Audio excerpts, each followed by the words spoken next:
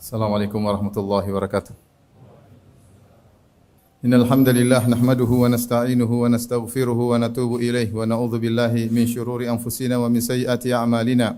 May yahdihillahu fala mudilla lahu wa may yudlil fala hadiyalah. Wa asyhadu an la ilaha illallah wahdahu la syarika lah wa asyhadu anna Muhammadan 'abduhu wa rasuluhu la nabiyya ba'dah.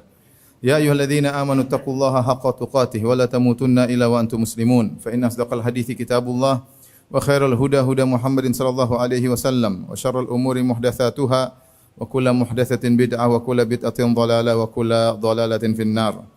Ma'asyiral muslimin, usikum wa nafsi bitaqwallah faqad fazal muttaqun. Sungguhnya di antara dosa besar yang diperingatkan dalam syariat adalah makan dari hasil yang haram. Dan Rasulullah SAW telah mengabarkan akan datang suatu zaman di mana seorang tidak peduli dari mana dia mendapatkan hartanya. La ya'tiyanna 'alan nasi zamanun la yubalil mar'u bima akhadhal mal amin halalin am min haramin. Akan benar-benar datang suatu zaman di mana seorang tidak peduli dari mana dia mengambil harta. Apakah dari cara yang halal ataukah dari cara yang haram, dia tidak mempedulikan hal itu. Ya. Apalagi sampai ada ungkapan yang mengatakan jangankan mencari harta yang halal, cari harta dengan yang haram saja sulit di zaman sekarang ini. Dan ini membuat orang semakin mempermudah untuk mencari harta dengan cara yang haram. Ketahuilah bahwasanya barang siapa makan harta yang haram atau mengambil harta orang lain tanpa hak, maka dia telah terjerumus dalam dosa besar. Kalau kita lihat dalil-dalil yang datang tentang peringatan memakan harta orang lain dengan cara yang haram, maka semuanya datang dengan peringatan yang mengerikan. Contohnya, Rasulullah SAW bersabda, "Ijtanibu sab'an minal mubiqat." Hindarilah kalian dari 7 dosa yang membinasakan. Ini 7 dosa besar yang spesial yang membinasakan, yang sangat berbahaya. Di antaranya Nabi SAW menyebutkan aklur riba, makan riba, wa aklu malil yatim, makan harta anak yatim. Ini menunjukkan makan harta haram merupakan dosa besar. Allah Subhanahu wa taala juga berfirman, "Innal ladzina ya'kuluna amwalal yatama zulman innama ya'kuluna fi butunihim nara wa sayaslawna sa'ira." Sungguhnya orang-orang yang makan harta anak yatim dengan kezaliman, ya, harusnya anak yatim dia perhatikan, dia bantu, justru dia makan harta milik anak yatim dengan kezaliman, innama ya'kuluna fi butunihim nara. Sungguhnya dia telah makan api dalam perutnya. Wa sayaslawna sa'ira, dan dia akan masuk dalam neraka Jahannam. Demikian juga dalam satu hadis Rasulullah SAW mengatakan, ya, man akhadha shibran minal ardi zulman tuwiqahu yaumal qiyamati sab'a aradin. Barang siapa yang mengambil sejengkal tanah milik orang lain dengan kezaliman, ya, mau dia jual, mau dia apain, dia ambil satu jengkal saja, ya, ya, maka akan dipikulkan kepadanya pada hari kiamat 7 lapis bumi. Ya. Ini ancaman yang sangat berat. Demikian juga dalam satu hadis Rasulullah SAW bersabda, "Man iqtata'a haqqa imri'in muslim biyaminihi faqad aujaballahu lahun nar." Barang siapa yang bersumpah untuk mengambil sepotong harta orang lain, ya, dengan kezaliman, maka hal itu telah mewajibkan dia masuk neraka Jahannam, wa harrama alaihil jannah, dan mewajibkan dia untuk haram masuk surga. Faqala lahu rajulun, ada seorang berkata kepada Nabi, "Wa in kana syai'an yasiran." Ya Rasulullah, meskipun yang dia ambil cuma sedikit dari orang lain tersebut. Kata Nabi SAW, "Wa in qadiban min araq." Meskipun yang dia ambil hanya sebatang kayu siwak, mewajibkan dia untuk masuk neraka Jahannam. Demikian juga, ya, terlalu banyak dalil yang menunjukkan bahwasanya makan harta haram adalah dosa besar. Dan inilah ciri-ciri orang Yahudi. Kata Allah Subhanahu wa taala, "Akaluna lisuhat." Kerjaan mereka adalah makan dari hasil yang haram. Karenanya, ma'asyiral muslimin yang rahmati Allah Subhanahu wa taala, di sana ada praktek-praktek makan harta haram yang tersebar di masyarakat. Yang ingin saya ingatkan pada kesempatan kali ini, semoga Allah Subhanahu wa taala menjauhkan kita dari perbuatan-perbuatan tersebut, dan semoga kita bisa menjaga mulut kita agar tidak makan kecuali dari harta yang kita yakin akan kehalalannya. Di antara praktek-praktek yang tersebar di masyarakat yang merupakan bentuk makan dari harta haram, di antaranya misalnya seorang bekerja di suatu perusahaan atau di suatu instansi atau menjadi pegawai negeri, ya. Kemudian dia tidak bekerja full sesuai waktu yang telah ditugaskan kepada dia. Seharusnya sehari misalnya dia kerja 8 jam, ternyata dia cuma kerja 6 jam. Ya, 2 jam dia datang terlambat, kemudian dia pulang lebih cepat. Sementara dia menerima gaji secara full. Dia menerima gaji 100%. Maka ketika itu ada 25% harta haram yang dia makan. Ya, ini terjadi di masyarakat dan ini berlaku bagi pegawai negeri, bagi orang-orang yang kerja di perusahaan-perusahaan swasta. Kalau mereka sudah punya ikatan janji dengan bosnya atau ownernya dan al-muslimuna ala syurutihim, dan kaum muslimin berdasarkan kesepakatan mereka, lantas ternyata dia tidak kerja sesuai dengan waktu yang telah ditentukan, berarti dia makan harta haram karena dia tidak kerja dengan waktu yang telah ditetapkan. Maka waspada. Kemudian di antaranya bentuk praktek makan harta haram adalah seorang dia memposisikan dirinya sebagai wakil, ternyata dia mengambil keuntungan tanpa diketahui oleh muwakil yang mewakilkannya. Contoh sederhana. Seorang bilang kepada kawannya, tolong kamu belikan saya sebuah motor, ya. Ya, berarti dia minta tolong, ya. Kawannya tersebut yang akan bantu dia beli motor bukan sebagai penjual. Ternyata kawannya tersebut ngambil motor di toko, misalnya harganya 15 juta, kemudian dia markup, dia jual ke temannya dengan harga 17 juta, dia ambil untung 2 juta tanpa diketahui oleh kawannya tersebut. Kawannya menyangka dia ini hanya membantu. Bukan sebagai penjual, karena dia bilang tolong kau carikan, kecuali kalau dia bilang kau silakan cari motor, nanti saya kasih kamu upah 2 juta. Sementara kawannya tersebut memposisikan dirinya seakan-akan sedang membantu, lantas dia mengambil untung tanpa memberitahu kepada teman yang pertama tadi, maka dia telah makan harta haram. Ini juga terjadi perusahaan, misalnya perusahaan memiliki anak buah yang dia bagian pengadaan, mengadakan barang dari sana dari sini, kemudian dia pandai menawar. Dia cari barang-barang yang murah, kemudian dia laporkan kepada ownernya atau atasannya dengan harga normal, padahal dia mendapati harga lebih murah daripada itu. Selisih harga tersebut dia masukkan dalam kantongnya. Ini hukumnya haram, ini harta haram karena dia posisi sebagai wakil. Lain halnya kalau dia sebagai penjual, ya terserah dia mau untung berapa, terserah dia. Ini banyak terjadi. Dia bagian pengadaan, ya. Kemudian dia mendatangkan barang dengan harga normal padahal dia ambil keuntungan di balik itu semua. Bahkan di antara mereka ada yang bikin perusahaan palsu. Seakan-akan dia owner padahal itu hanya perusahaan palsu untuk menipu bosnya. Ini bentuk, ya, makan harta haram, ya. Maka kalau seorang membantu orang lain, ya, dia harus jelaskan ini saya dapat harga lebih murah. Kalau enggak dia posisikan diri sebagai penjual, kamu ambil dari saya berapa? Nah, berarti kalau dia memposisikan dia sebagai penjual enggak ada masalah dia ngambil untung. Tapi di antaranya bentuk makan harta haram seperti seorang meminjam utang dengan dia tidak mengembalikannya. Kata Nabi SAW, man akhadha amwalan nas yuridu ada'aha adallahu anhu, wa man akhadha amwalan nas yuridu itlafaha atlafahullah. Barang siapa meminjam uang orang lain, harta orang lain, dan dia ingin niatnya untuk mengembalikannya, niscaya Allah akan memudahkan dia mengembalikannya. Dan barang siapa meminjam uang dari orang lain dengan niat tidak untuk mengembalikannya, maka Allah akan hancurkan dia. Allah akan hancurkan dia. Kalau dia tidak hancur di dunia, dia akan hancur di alam barzakh sebelum di neraka jahanam. Lihatlah bagaimana Nabi SAW pernah tidak mau salat gara-gara ada seorang belum bayar hutang. Rasulullah tidak mau salatkan dia.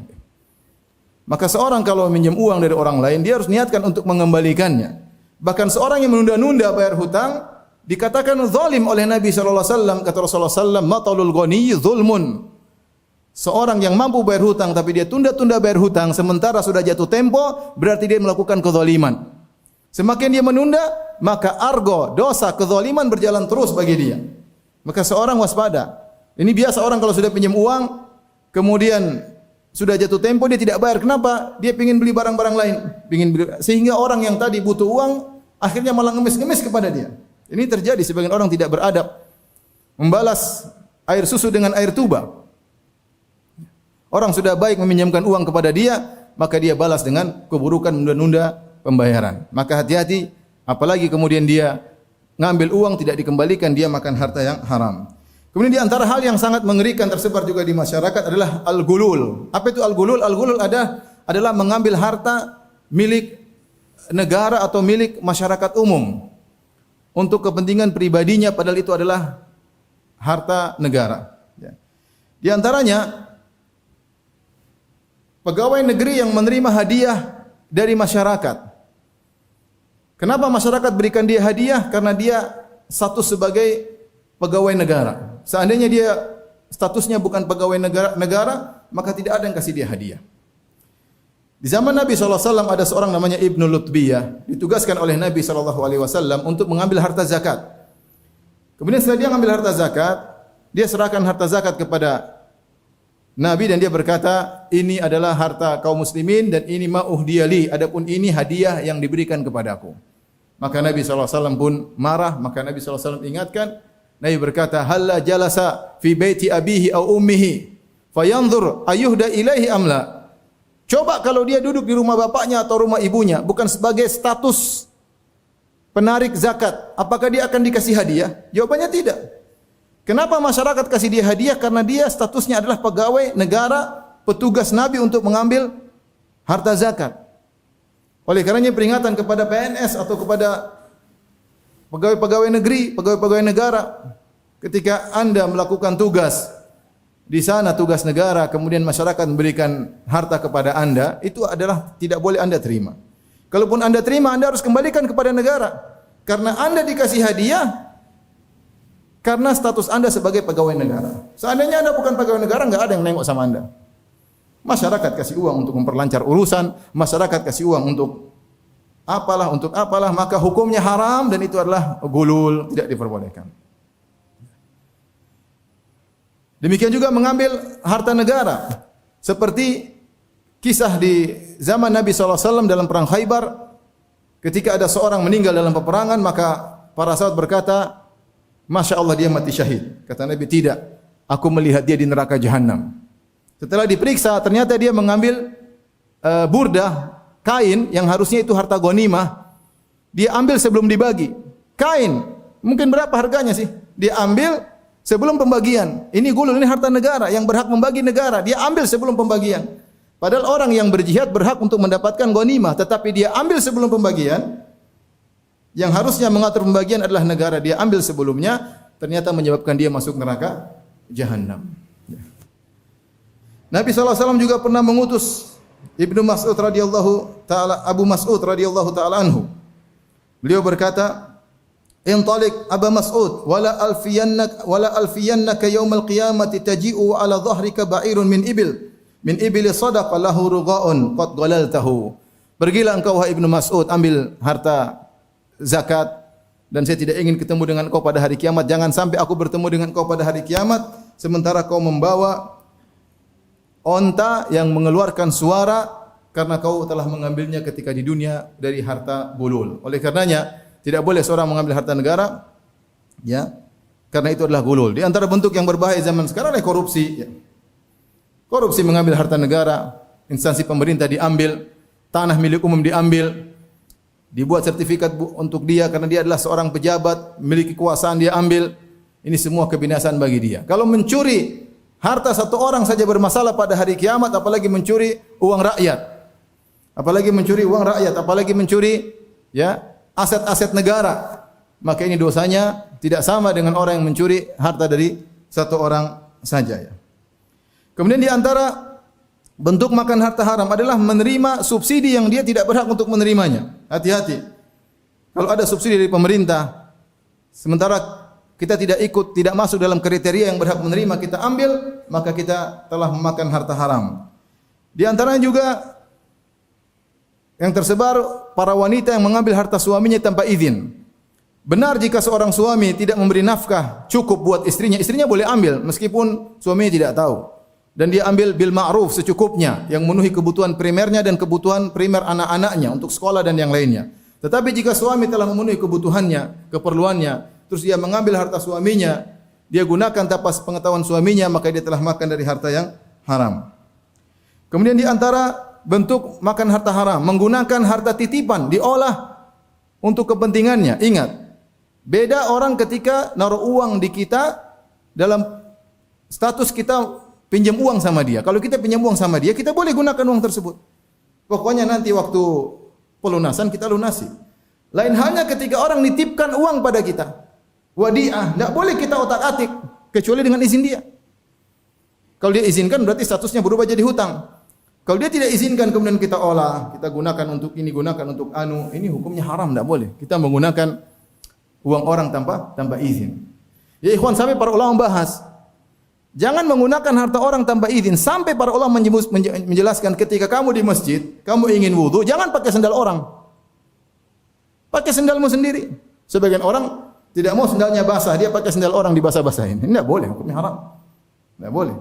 Apalagi mengambil harta orang lainnya.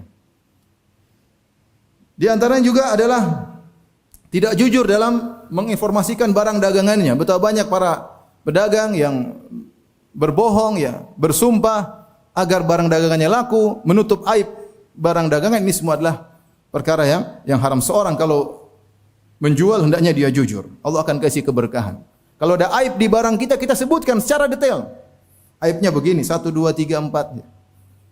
Dia tahu kalau dia sebutkan aibnya, barangnya akan jatuh harganya. Akhirnya dia sembunyikan. Dia berarti makan haram, makan harta haram. Dia telah berbohong kepada sang pembeli. Dan ini banyak dilakukan oleh masyarakat. Di antaranya adalah mengurangi takaran atau timbangan.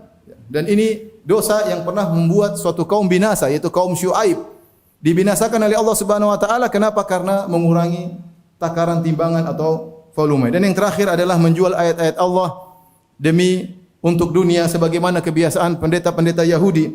Allah Subhanahu wa taala berfirman, "Innal ladzina yaktumuna ma anzalallahu minal kitabi wa yashtaruna bihi thamanan qalila, ulaika ma ya'kuluna fi butunihim illan nar." Sungguhnya orang-orang yang menyembunyikan apa yang Allah turunkan dari ayat-ayat Allah, kemudian dengan itu dia membeli, yang mendapatkan sedikit dari dunia, maka tidaklah mereka makan dalam perut mereka kecuali hanyalah api neraka. Sebagian ustaz, sebagian kiai, sebagian ulama tidak berani berbicara dengan hak, menyembunyikan ayat-ayat Allah, menyembunyikan hadis-hadis Nabi SAW. Bahkan kalau ditanya, dia menghalalkan yang haram demi untuk menyenangkan sebagian kelompok, demi untuk menyenangkan sebagian orang. Akhirnya kedudukannya tetap tinggi di mata mereka. Ketahuilah dia telah makan harta yang haram. Aqulu qawli hadza astaghfirullah li wa lakum wa lisa'iril muslimina min kulli dhanbin wa khati'ah fastaghfiruhu innahu huwal ghafurur rahim.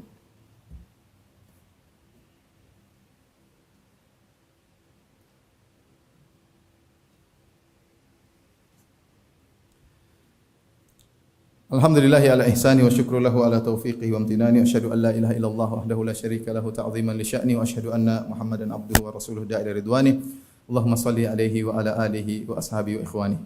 Ikhwan dan akhwat yang dirahmati Allah Subhanahu wa taala, para jamaah sidang Jumat, ma'asyiral muslimin yang dirahmati Allah Subhanahu wa taala, maka seorang berusaha untuk tidak makan kecuali yang halal, ya. Karena barang siapa yang makan haram, dia akan mendapatkan banyak kebinasaan, ya. Banyak keburukan yang akan menimpanya. Di antaranya kita tahu hidupnya tidak akan berkah karena dia makan dari hasil yang haram. Nabi ketika menceritakan tentang dua orang yang melakukan transaksi, kata Nabi SAW, wa in bayyana sadaqa wa bayyana buriqat bai'uhuma, burika fi bai'ihima. Jika dua orang melakukan transaksi dan dia jujur menjelaskan, maka akan diberkahi transaksi mereka. Wa in kadzaba wa katama muhiqat barakatu bai'ihima. Adapun jika mereka bohong dan menutup-nutupi, maka akan dihilangkan keberkahan dari transaksi mereka. Bisa jadi seorang memiliki harta yang banyak dari harta yang haram, tapi tidak ada keberkahan, habis begitu saja, terjebak dalam berbagai macam kemaksiatan. Uang dia gunakan untuk hal yang berhura-hura, semakin membinasakan dia di akhirat kelak. Anaknya jadi kacau, istrinya selingkuh, ya, terkena dengan penyakit yang macam-macam. Itu banyak terjadi. Seorang terpedaya dengan jumlah yang dia lihat, padahal yang penting adalah keberkahan. Jumlah yang banyak dengan berkah tentu lebih baik, tapi sedikit dengan keberkahan itu lebih baik daripada banyak tidak berkah. Jadi yang pertama, Allah akan cabut keberkahan dari kehidupannya. Ini berbahaya. Yang kedua, jika dia makan dari harta yang haram, doanya tidak dikabulkan. Hadis yang masyhur tentang seorang yutilu safar ash'atha akbar yamuddu yadayhi ila sama fa yaqul rabbi ya rabbi ya rabbi Ya, ada seorang sudah lama bersafar, kemudian rambutnya semerawut, kemudian dia mengangkat kedua tangannya berdoa kepada Allah, ya Rabbku, kata Allah Subhanahu wa taala, kata Nabi sallallahu alaihi wasallam, wa mat'amuhu haram, makannya haram, wa mashrabuhu haram, minum dari hasil yang haram, wa malbasu haram, pakaiannya dari haram, kendaraannya dari haram, mobilnya dari hasil haram, wa ghudhiya bil haram, kenyang dari harta yang haram, fa anna yustajabu lahu, bagaimana bisa dikabulkan? Makanya orang kalau makan harta haram sulit doanya dikabulkan. Kemudian di antaranya ibadahnya tidak diterima. Ibadahnya tidak diterima. Di antaranya dari yang sama hadis tadi, dia berdoa dan doa adalah ibadah dan ternyata doanya tidak diterima. Oleh karenanya para ulama mengatakan barang siapa yang berhaji dengan harta haram, hajinya tidak diterima. Datang dalam sebagian riwayat yang lemah ya, ketika ada seorang berhaji dengan harta yang haram, dia berkata, labbaik Allahumma labbaik, ya Allah aku memenuhi panggilanmu ya Allah. Maka dikatakan kepadanya, la labbaika laka wala sa'daik, tidak ada labbaik untukmu. Ya. Kenapa? Dia berhaji dengan harta yang haram. Maka seorang kalau makan dari hasil harta haram bisa jadi ibadah yang tidak diterima oleh Allah Subhanahu wa taala. Yang terakhir yang berbahaya adalah kalau kita makan dari hasil yang haram, kita terancam dengan neraka jahanam. Ya. Kullu lahmin nabata an suhtin fannaru aula bihi. Setiap daging yang tumbuh dari harta yang haram maka lebih utama disentuh oleh api neraka jahanam. Inna Allaha malaikatahu yusalluna ala nabi ya ayyuhalladzina amanu sallu alaihi wa sallimu taslima. Allahumma salli ala Muhammad wa ala ali Muhammad kama sallaita ala Ibrahim wa ala ali Ibrahim innaka Hamidum Majid wa barik ala Muhammad wa ala ali Muhammad kama barakta ala Ibrahim wa ala ali Ibrahim innaka Hamidum Majid. Allahumma ighfir lil muslimina wal muslimat والمؤمنين والمؤمنات الأحياء منهم والأموات إنك سميع قريب مجيب دعوات ويا قاضي الحاجات اللهم أصلح لنا اللهم آت نفوسنا تقواها وزكها أنت خير من زكاها أنت وليها ومولاها ربنا آتنا في الدنيا حسنة وفي الآخرة حسنة وقنا عذاب النار وأقيموا الصلاة